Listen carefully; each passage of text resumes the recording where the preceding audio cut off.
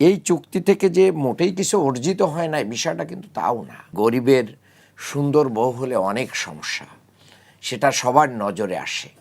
তো আজকে বাংলাদেশ ভূরাজনৈতিকভাবে এবং তার এই বিশাল ম্যান পাওয়ার এবং এই দেশের যে সুন্দর মানে আমি বলবো যে এদেশের সুনাফলে এদেশের খনিজ অনেক সম্পদ আছে বলে সবাই ধারণা করে।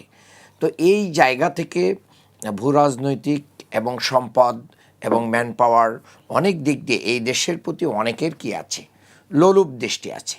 এই জন্য সবার আবদার মেটানোরও একটা প্রয়োজনও এই দেশের পড়ে, সরকার যারাই হোক না কেন। এই জায়গা থেকে যে চুক্তিটার কথা খলিল সাহেব বলেছেন, সেই চুক্তির ব্যাপারে আমাদের জামাত ডাইরেক্ট বলেছেন যে আমাদের সাথে কথা হয়নি, কিন্তু তোনারা চুক্তি করেছেন।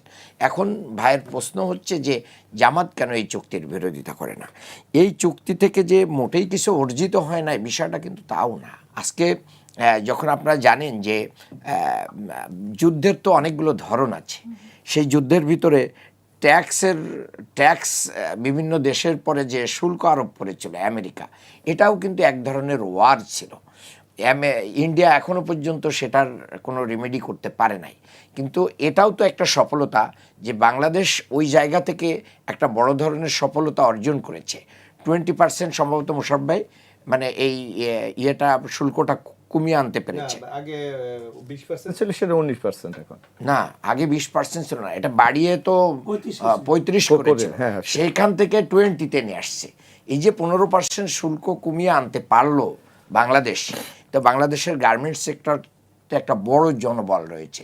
সেই জনবলের প্রতি যদি কোনো ব্যারিয়ার তৈরি হয়, তাহলে বাংলাদেশ খুব দ্রুত একটা বেকারত্বের দিকে এবং ক্রাইসিসের দিকে যাবে।